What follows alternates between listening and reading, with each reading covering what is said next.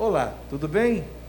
Eu sou Marcos Linhares e estarei com vocês nesse nosso encontro com o autor dentro da Semana Cultural ProBairro Brasil, do Instituto ProBairro Brasil, aqui de Águas Lindas de Goiás. É sempre importante ressaltar que este evento ele faz parte do uso da Lei Federal Aldir Blanc, que no município de Águas Lindas foi executado pela Secretaria Municipal de Cultura e Turismo.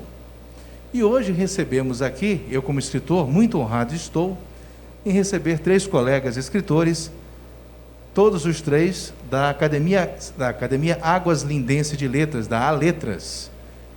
Vamos então aqui bater um papo muito especial com pessoas especiais. Sei que vocês vão gostar. Eu estou honrado. Vamos então já para as nossas considerações iniciais, para o nosso oi. Tudo bem, Pedro Gomes da Silva? Tudo muito bom. Microfone. Tudo muito bom. E estou honrado em ter sido convidado para essa entrevista. Opa, que maravilha. Bem-vindo. Estamos muito alegres em ter o senhor aqui. Tá. Pois é, vamos dizer, estou há bastante tempo aqui nessa região. Cheguei em Brasília no começo, antes da inauguração, e venho fazendo. Águas Lindas eu conheci aqui quando era só fazenda, não tinha casa nenhuma. Então eu sou da região mesmo. Opa, que maravilha. Muito bom ter o senhor aqui. Também estamos recebendo João Erismar de Moura. Tudo bem, João? Olá, tudo bem? Estou aqui com muita satisfação para participar desse programa cultural de Águas Lindas, através do Instituto Bairro Brasil, que está patrocinando, como o senhor já disse, a Lei Aldir Blanc, veio em boa hora para acudir essa turma de artistas necessitados da arte, da cultura, que estão passando por uma dificuldade muito grande, como todos nós estamos passando. Mas principalmente eles que não têm aquela casa de show, seus discos, seus livros para ser comercializados, né? Então veio em boa hora. E estou feliz aqui, representando também um dos componentes da Letras, como acadêmico da Letras, Academia de Letras Águas Lindense, e feliz em participar dessa programação. Opa, que bom. Derek Reis, tudo bem? Tudo em paz, graças a Deus. Eu também estou muito feliz de estar aqui com todos vocês, com meus colegas da Academia Águas Lindense de Letras, com Marcos Linhares. Esse evento cultural muito importante para a nossa cidade. Então, estou muito honrado e feliz pelo convite e espero estarmos aqui juntos nessa jornada. Durante a entrevista. Vamos lá. Meu querido Pedro Gomes da Silva, você é acadêmico titular da Letras, cadeira 32, cujo patrono é Jorge Amado, já tem 10 títulos publicados e vários inéditos, participou em várias antologias e coletâneas, e você nasceu numa cidade com nome bonito, Ponte Alta do Tocantins, não é? E pioneiríssimo aqui dessas terras do Distrito Federal e de Goiás. Me diga uma coisa, como que a literatura chegou na sua vida? A literatura chegou para mim de uma maneira até engraçada. Eu vim saí de dentro da roça, numa quarta-feira fui convidado para vir para Brasília. Opa! Numa quarta-feira. E no domingo eu já estava em Brasília. Isso em 60? Isso em fevereiro de 1960. Sim. Quando eu cheguei em Brasília, no começo, antes da inauguração, eu consegui servente, porque era a única coisa que eu poderia fazer se eu estava saindo dentro da roça, ainda novo, era servente. Então, não faltou serviço nos primeiros meses. Depois da inauguração, eu passei 6 meses em Anápolis e em janeiro de 61 voltei para cá. Certo. Foi quando entrou o nosso presidente, Jânio Quadros, e ele mandou simplesmente suspender todas as constituições federais. E aí acabou os empregos. E eu fiquei naquela de horror, porque não tinha emprego, não tinha profissão, não tinha nada. Não consegui emprego porque não tinha estudo. E aí fui naquela batalha até quando eu consegui o emprego através do sindicato E no mesmo mês que eu entrei, comecei a trabalhar, eu comecei a estudar também. Opa! Só que eu entrei no 2º ano primário daquela época. Certo. E quando eu já estava fazendo a 4ª série, uma professora, uma maranhense, passou uns livros, como um trabalho de escolar, ela pediu a leitura de 3 romances. Quais foram? E eu só lembro consegue... de um, Opa. que é o que eu consegui. Sim. Em Taguatinga não tinha biblioteca e, vamos dizer, eu com certa dificuldade consegui o livro Dom Casmurro Do Machado. de Machado de Assis. O trabalho era simples. Se você lê o texto, lê o livro, e a palavra que você não entendeu o sentido dela, no momento da leitura, você anotava, ia ao dicionário e colocava do lado. E eu comecei anotando as palavras que eu não tinha, que era o meu primeiro romance. Puxa vida. O meu primeiro romance. Quando a professora veio e recebeu o meu trabalho, que eu peguei um caderno, brochura, que entreguei para ela, ela simplesmente pegou o caderno, virou para o lado da turma e disse assim: esse fez o que eu pedi. Em compensação, ele fez um novo livro. Olha. Fez um novo livro. O que quer dizer isso? Ele não entendia palavras do livro, ele não entendia o significado do livro. Aí isso quer dizer simplesmente que ele não tem costume de ler. E era exatamente isso que acontecia.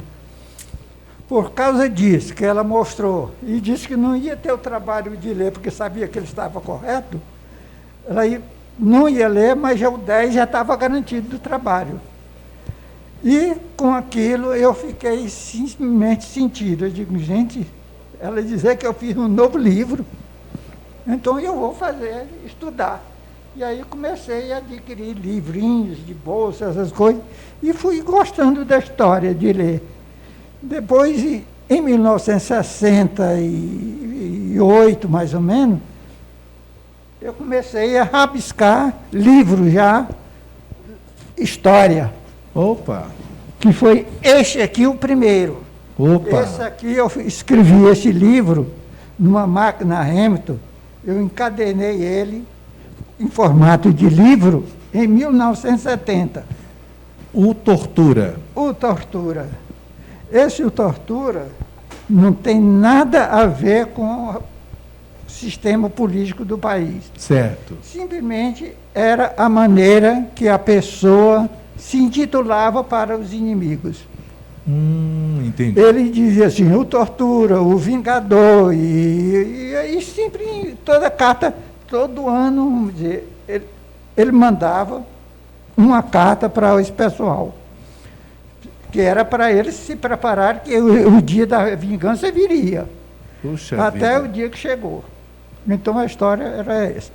E com esse livro eu gostei e comecei a rabiscar outros. Hoje eu tenho 10 livros publicados. Puxa. E tem mais uns 10 lá que estão encadernados, mas não publicados. Porque para mim não compensa, porque está me ocupando espaço, eu não tenho mais guardar livro. Entendi. E como eu não vendo, fica tudo empilhado. Olha, quanto a isso que o senhor está falando aí, talvez um caminho seria fazer doações de alguns desses livros para escolas aqui do Distrito Federal, procurar alguém como o Derek que possa lhe ajudar a inscrever os seus livros para venda na estante virtual. O senhor pode vender os livros pela internet, contratar um jovem desses para vender os livros com desconto. Então, assim, tem algumas coisas que o senhor pode fazer para liberar esse espaço. E quanto aos novos títulos, tem uma boa notícia para o senhor. Hoje em dia, o senhor já consegue fazer livros com pequenas tiragens. Então, o senhor pode lançar esses títulos com uma tiragem de 50 a 100 exemplares. E aí, o senhor, à medida que for acabando, dessa vez eu espero que o senhor venda, e à medida que for acabando, o senhor manda fazer mais títulos. É um caminho aí.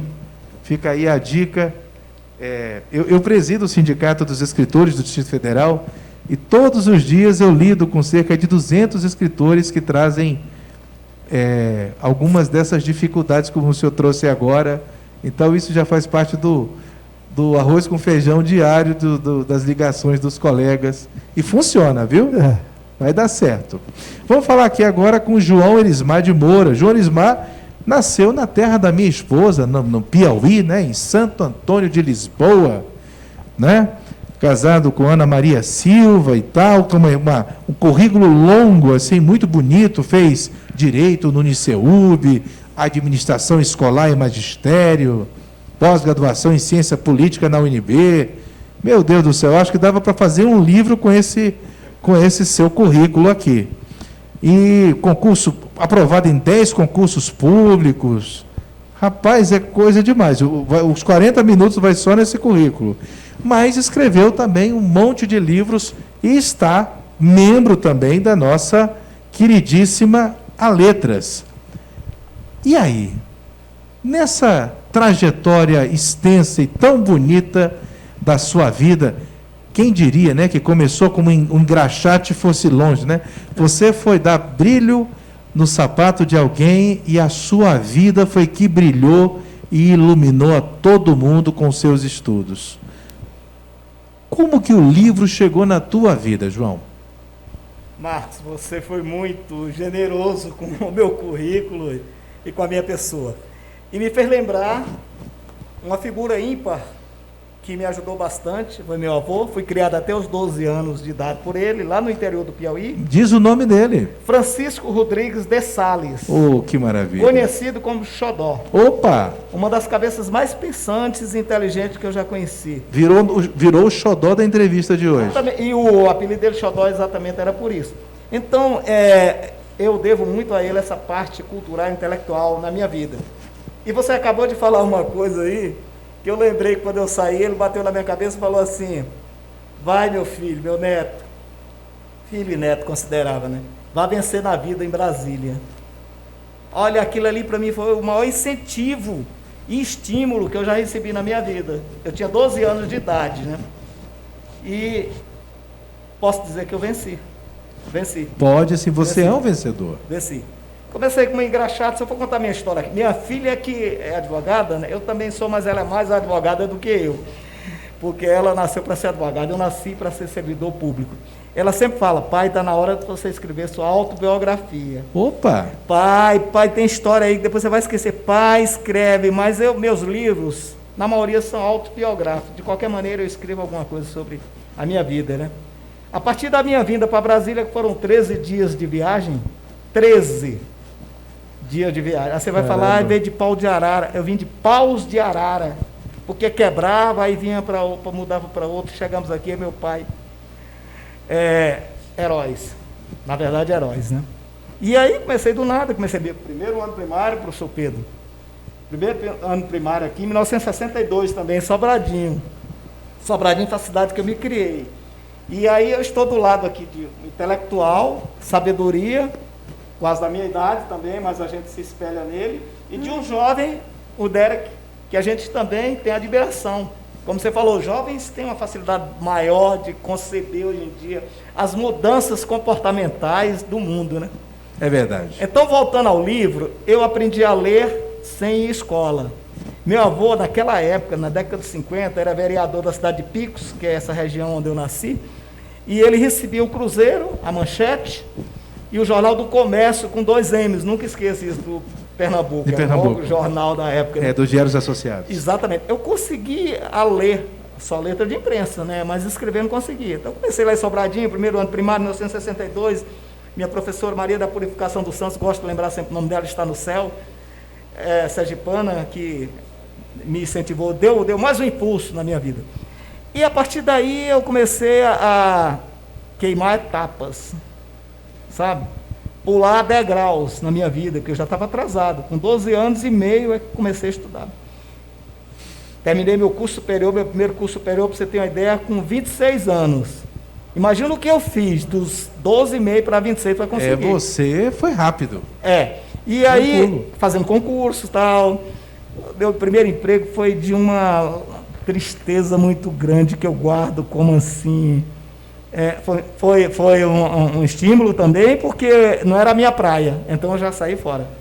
Trabalhar na carpintaria, com móveis, com essas coisas, a UNB, os moldes da UNB, foi nós que fizemos essa fábrica lá em Sobradinho, em 1968, meu primeiro emprego. Completei 18 anos, carteira assinada ali, já era o máximo. Mas aí depois passei em concurso para o DER, TCU, que foi a minha grande casa, passei 30 anos no TCU, professor aqui na Ceilândia, fui da Fundação Educacional. Tá, mas aí eu vou resumir um pouquinho. Essa foi minha vida até adquirir alguma coisa na vida. E aí comecei, tinha muitos escritos guardados, como o professor Pedro aqui. Mas eu não editava, não tinha como e nem tinha estímulo. Aí tinha um estímulo, um drama na minha vida que tem os lados positivos também. Em 21 de abril de 2003, vou ser bem resumista, perdi a minha primogênita num acidente em Caldas Novas. Ela tinha 18 anos, a estrela lá de casa. Eu tenho 2, mas ele sabe que ela era a estrela. 2 cursos superiores, com 18 anos já cursava, né? Inteligentíssima, curso de inglês, tudo. Perdi no acidente automobilístico, né? E isso mudou totalmente a minha vida, né? A partir daí, eu me aposentei no TCU, que eu já tinha, não queria aposentar, já tinha tempo para isso, né? Mas o ambiente não permitiu permanecer mais lá, porque meus colegas me viam e começavam a chorar, sabe? Então foi um período de superação muito grande. De lá eu fui convidado para trabalhar no Ministério da Saúde, consultor jurídico lá. Semana seguinte, foi ótimo, porque eu ocupei meu tempo, escrevi esse livro, e os colegas de lá não sabiam do drama que eu passava, né? Então assim, foi um lenitivo da minha vida. Eu vou posso mostrar um pouquinho? Por favor. Essa é a minha bela filha. Não só beleza física, mas beleza intelectual, beleza de altruísmo, solidariedade, de amor, de... Um anjo retorna ao céu. Um anjo retorna ao céu. No caso desse livro aqui, eu ingressei em 4 academias de letras. A letras é uma das quais, né? Não tinha esse objetivo de ser escritor nada, mas o livro foi tão comovente, eu dividi tanto a minha dor, e ele foi escrito com tantas lágrimas, e o coração, e a participação dela, que aí eu o livro esgotou, não existe mais. Eu trouxe isso só para mostrar. Não pretende comercialmente lançar, porque não é o caso, né? Foi uma homenagem póstuma, a última que eu fiz para ela, né? É um livro fotográfico, tem toda a história dela a partir da gestão dela, a partir do nosso casamento, da gestão, todas as idades dela, os cursos que ela fez, Estados Unidos que ela foi, quando completou 18 anos a carteira de motorista, tudo está aqui nesse livro. Então, comecei por ele, mas eu acho que esse intervalo está muito grande para mim continuar. Eu falo dos outros mais na frente um pouquinho, tá? Tá bom, obrigado, João. E você, Derek, você que é um jovem escritor, também com seus sonhos, você, antes da gente começar aqui, estava me falando que também tem esses pendores para comunicação. O Derek também nasceu no Piauí, então assim, eu gosto de falar para minha esposa que é piauiense, que os piauienses estão invadindo o mundo, né? Porque todo lugar que a gente vai, para nossa sorte, tem um piauiense. Temos 2, né? Aqui já temos 2 na entrevista. Você que é de Parnaguá, formação em pedagogia, pós-graduação em gestão e orientação educacional, sempre apaixonado pela literatura e também integra o time, né, desses imortais aí da Academia Águas Lindense de Letras. E a tua história com a leitura? Você sempre gostou? Você tinha isso muito forte na tua família? Ou você foi que puxou isso? Sim, a minha mãe, ela é professora, pedagoga, e desde muito pequena, assim, ela sempre incentivou a leitura. Ela me dava gibis, me dava histórias. Então, desde muito criança, eu fui introduzido nesse mundo da literatura, da cultura. Mas algum dia, naquela época, você pensava em escrever um livro? Eu vou ser escritor. Sim, eu lembro de uma situação, Marcos, que minha mãe me conta, e eu tenho até hoje guardado, é o meu primeiro livro, podemos dizer assim, quando eu estava na alfabetização. Nossa. Eu não consegui escrever ainda. Só que eu desenhei uma história, a professora escreveu para mim os diálogos, e eu queria muito, muito escrever. Então, assim, tanto é que eu tive mais facilidade para, depois disso, de aprender, né, a escrever. E quando eu leio hoje em dia, assim, algumas redações que eu fazia quando eu tinha 6 anos, 7 anos, eu fico assim, mãe, parece que realmente outra pessoa escreveu, porque hoje em dia, quando nós comparamos, né, assim, com outras crianças dessa mesma idade, elas têm alguma dificuldade. Então eu sempre gostei muito de ler, de escrever. Eu fiz essa história desenhada, a professora escreveu para mim os diálogos. Depois disso comecei a escrever também em gibis. Meus colegas de escola, eles liam as minhas histórias. Eu lembro que nós fazíamos uma competição. Tinha uma colega minha que também gostava de desenhar e escrever. Nós fazíamos as histórias e competíamos com os nossos colegas, né? Eles liam as histórias e elegiam qual era a melhor. E aí eu lembro que isso sempre esteve muito presente. As peças da escola também, as professoras passavam algumas peças teatrais, eu gostava de reescrevê-las. Eu dirigia a peça, eu escrevia a peça, também atuava nelas. Então, assim, realmente a literatura, como eu coloquei na minha biografia, eu sou apaixonado, né? Pela cultura, pela literatura, pela educação. Então, desde muito pequeno, eu sempre, quando eu olho para trás, eu vejo que sempre esteve ali dentro de mim, né? Esse dom, podemos dizer assim. E você foi nesse caminho até publicar o primeiro livro. Você trouxe ele para mostrar para a gente? Sim, eu trouxe ele aqui. Que é o Glamour, né? Glamour. Vou mostrar aqui para a câmera. Glamour foi o meu primeiro romance publicado. Antes dele eu já escrevia, né, algumas histórias, mas só para os meus colegas mesmo de escola. E aí eu decidi publicar um livro. Falei, quer saber de uma coisa? Eu vou publicar para que mais pessoas consigam ler a história. E Glamour, ele tem algo peculiar que eu escrevi como uma web novela. Em 2009, estourou no Brasil os blogs literários, e aí eu fui convidado a escrever uma web novela que todos os dias ia ao ar um capítulo da história, e eu tinha um público lá também que acompanhava. E quando foi em 2012, eu decidi então publicar Glamour em formato literário. Glamour, a priori, tinha sido publicado nesse blog em formato de roteiro. E aí eu mudei a história, né? Mudei um pouco a história, coloquei alguns outros enredos. E aí em 2015 eu publiquei a história por uma editora do Rio de Janeiro. E em 2017 ela estourou, né, a primeira tiragem. A segunda tiragem eu fiz a nova capa, que é essa que está aqui comigo, né? Isso que eu te falar que é a nova capa. Isso, aqui é uma nova capa. E desde então eu tenho, né, trabalhado com Glamour nas redes sociais, em eventos literários também. Maravilha. Eu tenho uma pergunta para os três. Vi que vocês mostraram livros que, em tese, são livros de prosa. E vocês, no dia a dia de vocês leem mais poesia ou gostam mais de prosa, de contos, de crônicas, de romances? Começo com o nosso mestre Pedro. Eu sou muito eclético. Eu leio de tudo um pouco, porque a gente não consegue ler tudo. Claro. Mas, vamos dizer, a Bíblia eu já li ela 2 vezes de capa a capa. Então você vê que poesia, todas as que eu pego, eu leio. Mas o meu forte é o romance. Gosta de ler romances? Gosto de ler romance e é o que eu passei a publicar. Eu só escrevo tipo romance. Poesia eu fiz um. Mostra aí pra gente. Eu fiz um que vem com o título Em Direção à Felicidade. E tem algumas poesias que eu fiz. Mostra para a câmera assim. Tem algumas poesias e algumas frases de efeito. Certo. Essas frases são várias. Em busca da felicidade. Em direção à felicidade. Em direção à felicidade. Então, seguindo aquele roteiro que você falou sobre distribuir escola, esse projeto eu já estou com ele há bastante tempo.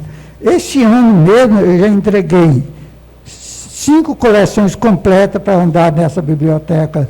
Opa! Que daí, hoje, como esse projeto daqui eu doei 20 cestas e cada cesta vai um livro desse. Ótimo. Livro desse.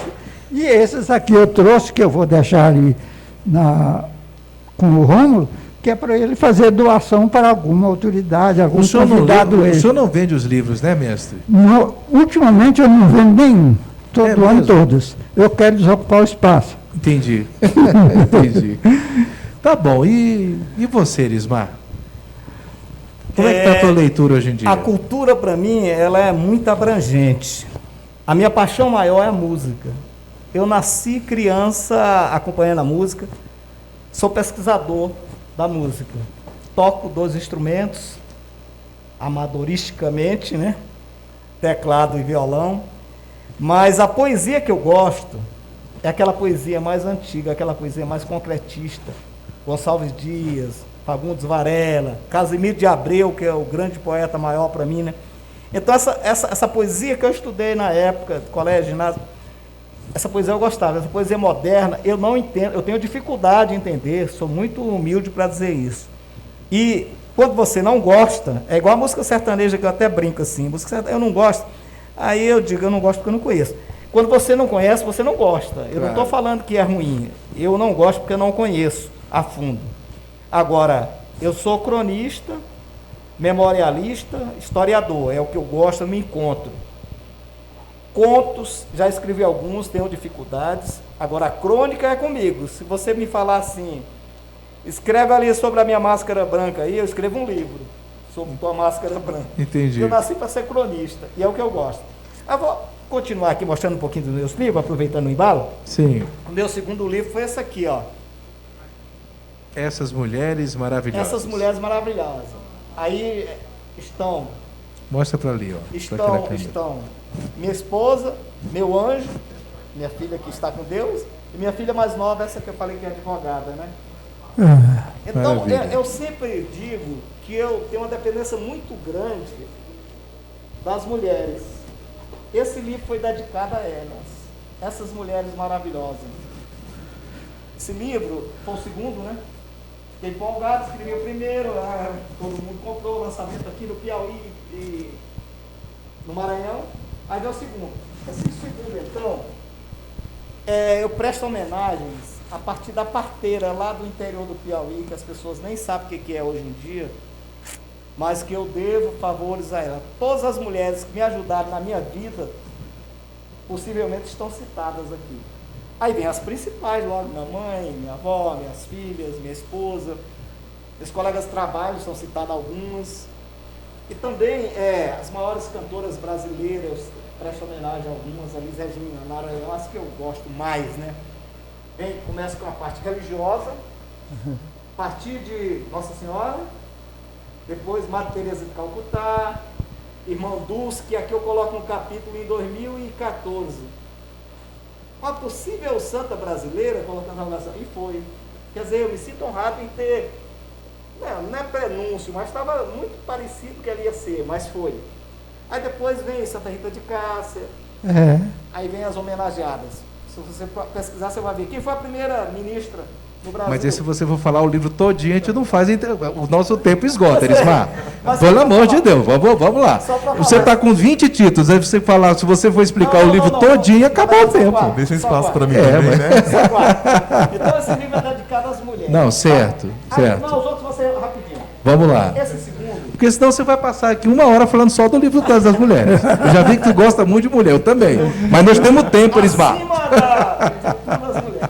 Esse aqui, seu Euclides, eu dediquei a meu pai. Meu pai foi um pioneiro, chegou em fevereiro, 19 de fevereiro de 60 em Brasília, deu a inauguração. Só que ele é meu espelho, que era a pessoa mais simples e humilde que tinha no mundo. Se ele estivesse vivo, ele ia falar, você é um idiota, escrever sobre minha pessoa não vale nada.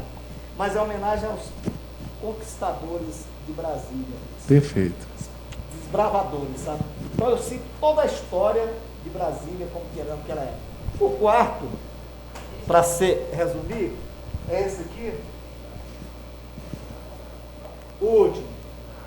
Eu, minhas crônicas, contos e ensaios literários. Uma antologia. Aqui, na verdade, está em resumo 25 trabalhos meus, que foram publicados em outras antologias, etc. e tal, e que eu achei mais interessante.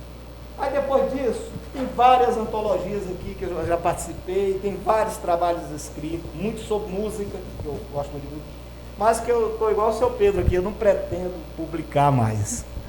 É mesmo? Deu uma parada. Eu escrevi um artigo, só para você ter uma ideia, passei 6 meses escrevendo sobre Adelino Moreira, né? Era o centenário dele o ano passado. Um trabalho de 15 páginas, mais ou menos. Aí eu converso com as pessoas, se eu conversar com o seu Pedro, ele vai saber quem é. O Derek, que é muito inteligente, talvez saiba. Você também sabe. Mas talvez alguns aqui, que se eu falar quem é Adelino Moreira, vai perguntar quem é Adelino Moreira? Tá, então é um desestímulo total para a música popular brasileira. Ele nasceu no Portugal, mas veio para o Brasil com 3 meses. Ele teve 1.300 músicas gravadas, só Nelson Gonçalves gravou 730. E eu citaria 30 músicas aqui que você já cantou, já tomou cerveja cantando, Negue, A Volta do Boêmio, Ironia, 200 músicas. Mas ninguém sabe quem é Adelino Moreira. Só em resumo, quando eu estive na França, na Itália e França, Europa algumas vezes, que eu comentava sobre artistas franceses e italiano, que eu conheço mais que o brasileiro, o garçom parava de trabalhar, conversar comigo, o pianista chegava e falava assim, falou a música do Charles Aznavour que eu vou tocar para você. Fala a música do Pepinho de Capri que eu vou tocar para você. Eles paravam o show para conversar comigo, um pobre mortal lá do interior do Brasil, falando sobre música italiana e francesa. Então eles valorizam demais o artista. No Brasil, morreu, já era. Ninguém sabe nem quem é. Roberto Carlos, eu estou pensando, Roberto Carlos vai ser um que vai demorar muito, né? Quando morrer, a gente ainda vai lembrar. A grande maioria, com uma semana, já esqueceu. Mas, Elismar, eu acho o seguinte, eu não sei vocês, a minha luta como escritor é ser lido. O que vai ficar é a minha obra. Se algum dia algum garoto em alguma escola pegar um livro e ver que existia um Marcos Linhares por aqui, a minha obra ela me supera em muito. Se eu vou ser conhecido ainda em vida, eu não sei.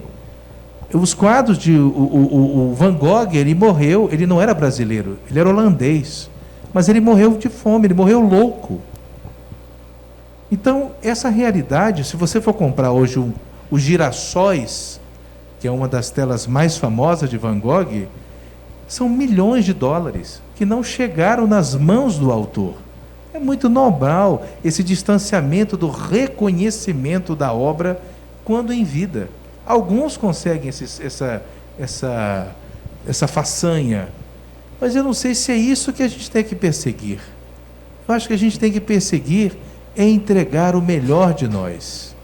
O resto é parte da história, é parte da. Acho que talvez eu sou muito romântico em relação à literatura. Eu já ganhei um prêmio nos Estados Unidos, mas eu continuo escrevendo, eu continuo a mesma pessoa. Porque se eu tivesse ganho... O prêmio mais bonito que eu já recebi foi de uma garota numa escola rural, lá ali da região do Gama, no núcleo rural Casa Grande, que eu acabei uma palestra, e aí ela ficou do ladinho do palco, e quando eu terminei, ela falou assim, eu posso lhe pedir um favor? Eu falei, pode. Eu posso lhe dar um abraço? Eu amei o seu livro. O que eu tenho a dizer para você é que nenhum prêmio e reconhecimento de ministros ou de qualquer coisa valeu tanto na minha trajetória de escritor quanto o abraço daquela menina. É isso que tem que mover a gente. O resto, para mim, Marcos, que sou muito pequenininho, é nada. O que vale é cada coração que a gente acalanta com as nossas palavras. Como acontece com esse rapaz, que um dia foi acalantado, como aconteceu com você, com a sua professora. Porque se um dia o Machado de Assis tivesse desistido de escrever, não teria o Dom Casmurro na vida do nosso mestre Pedro. Se o artista desiste, a gente está tirando da humanidade o talento. A gente está tirando da humanidade o prazer de ler a história da sua filha. Não podemos deixar o pessimismo atrapalhar as nossas trajetórias. O mundo precisa do seu talento, meu amigo. Não faça isso com o mundo, não. Não é com você. É para nós, leitores. Derek, e você? O que você anda lendo? Desculpa aqui o desabafo, porque eu sou um romântico, sou um apaixonado. É isso, fica à vontade. Parece até que foi uma lamúria minha, mas eu não quero deixar esse lado negativo. Não é lamúria, não. Eu entendo. A realidade hoje é muito... É dura. Você publicar um livro, eu fiz esses aqui, editar, lançar... Estou no mesmo time. Estou no mesmo barco. Para vender 150 livros... Estamos no mesmo barco. E quantos que não vendem nem 150? Tem uns que nem vendem, que dão. Eu tenho 10 amigos que eu sempre brinco com eles. Eu digo, eu só escrevo por causa de vocês. Pronto. Porque esses 10... Graças eles discutem esses livros aqui comigo página que eu nem lembrava que tinha que ler, eles discutem. Eu agradeço aos 10 amigos aqui do Erismar. Continuem fazendo isso. Precisamos de Erismar publicando. E você, Derek? Tá certo. Eu, atualmente, eu sou igual o Pedro Gomes. Eu sou muito eclético com relação à leitura. Né? Eu gosto muito de leio romances, leio poesias também. Leio livros que sejam técnicos na parte da educação. Isso que você falou agora, Marcos, realmente me toca muito, porque um dos motivos que me fizeram a publicar meus livros é justamente levar essas obras a outras pessoas. Realmente tocar o coração das pessoas com aquela mensagem que nós levamos, né? E você falou agora sobre essa experiência que você teve. Eu me recordei que, num evento que eu participei também do literário, uma pessoa que eu não conheço se aproximou de mim, uma leitora, e disse que amou a minha história. A minha história a Glamour fala muito de perdão. E ela disse que a história a motivou a perdoar, inclusive a mãe dela. Então, assim, mesmo que Glamour tivesse sido lida apenas por uma pessoa, que não foi o caso, mas aquela experiência daquela leitora me tocou muito e o objetivo deles atingiu. Então, assim, eu acredito que a literatura é para isso, né? Nós escritores temos que levar nossas obras para as pessoas, porque realmente as pessoas precisam não só da literatura, mas aquela mensagem que nós passamos naquele livro pode mudar vidas. Então, eu acredito que nós não temos que desistir, temos que realmente persistir, continuar, para que nossas vozes sejam ouvidas, né? Mesmo depois que nós venhamos a morrer, como você mesmo citou, várias obras de autores que, depois da morte, que fizeram sucesso. Então, nós somos imortais da Academia de Letras. Então, mesmo que nós venhamos a falecer agora, amanhã, a qualquer momento, nossas obras continuam. E alguém vai ocupar a cadeira de vocês um dia e vai dizer, olha, eu estou aqui ocupando a cadeira do imortal fulano de tal, e vai dizer todas as obras que foram lançadas, e vai falar, e vai lê-las. Exatamente. Isso tem um preço. É como uma árvore, ela vai continuar. Talvez a árvore seja cortada, mas o livro não. O livro vai continuar. É a nossa imortalidade, é a nossa obra. Porque somos só carne e osso. O dinheiro que a gente ganha, a gente vai gastar num carro que pode ser batido e roubado, na camisa que pode se rasgar. Mas e o que as pessoas vão levar quando leem a gente? Gente, o nosso tempo está chegando ao final. Eu quero dizer para vocês, da minha alegria e da minha admiração, eu vou querer ler os livros inéditos do meu querido Erismar, vou querer ajudá-la a publicar esses livros. Não podemos deixar o pessimismo tomar conta dos nossos corações. Nós somos sonhadores, nós somos escritores. Se a gente perder os sonhos, o que sobra da vida? Não podemos entrar nisso. A pandemia fez muito isso com a gente. Eu quero dizer que eu estou honrado, eu sou colega de vocês. Eu passo por todas as dificuldades que vocês passam também. Eu estou com 17 obras inéditas em casa, mas eu estou lutando para publicar todas elas. E hoje com a internet, né? Mas eu não estou desanimado. Uma delas que está inédita vai virar uma série da Netflix. Então a gente tem que tentar. Não podemos parar. Abro para as considerações. Mestre Pedro, nosso professor. Bom, eu não parei de escrever, eu continuo escrevendo, só não estou publicando. Mas eu encaderno os meus livros, esses assim, todos eles eu tenho ele encadernado, que eu formato ele, levo na encadernadora e ele em capa dura. Todos os meus são guardados em capa dura, estão lá na minha pequena biblioteca. Que bom. Eu guardo eles e continuo escrevendo. Que bom para nós. Pode não ser publicado, mas de que vai ficar escrito, vai. Opa! Muito obrigado, mestre. Erismar, para suas considerações, querido. Eu acho que eu fui quem falou mais aqui, né? Deixei a impressão que estou com alguma mágoa da literatura. Pelo contrário, gente, eu adoro, principalmente a música e a crônica, como eu falei, né? Estão todos arquivados, meus trabalhos, e eu estou naquela posição de, já que você está aposentado, faz isso para mim, e eu faço com o maior prazer. Por exemplo, ajudar em algum discurso, ajudar a contar a história da associação do TCU, do Minas Brasília Tênis Clube, essas instituições que eu participo, da OAB, qualquer coisa para escrever, a Erismar faz, né? E eu faço com o maior prazer. Então está sendo útil de qualquer maneira. Eu não tenho mais aquele ânimo de passar pelo Claro. procedimento todo, a partir de procurar uma editora para publicar um livro. Mas eu tenho tudo guardado e a geração futura... Hoje não precisa mais procurar a editora. Pois é, você me deu essa dica muito boa aí, né? Muito obrigado, quero agradecer, a conversa foi excelente. Participar desse grupo seleto aqui, você, nossa, sabe tudo. Professor aqui, não, quem sou eu para falar dele? O Derek também tive admiração na primeira vez que me apresentaram. Antes da minha posse, eu já tive admiração. Os colegas que estão trabalhando ali silenciosamente, né, dedicando seu tempo. As duas senhoras ali caladinhas também. Então, quero agradecer, em nome do Instituto Pro Bairro Brasil, por essa oportunidade maravilhosa que nos deram da gente colocar um pouco da nossa vida literária e cultural para fora. Que maravilha. É que a gente que agradece eles. Eu quero ler seus livros. E Derek?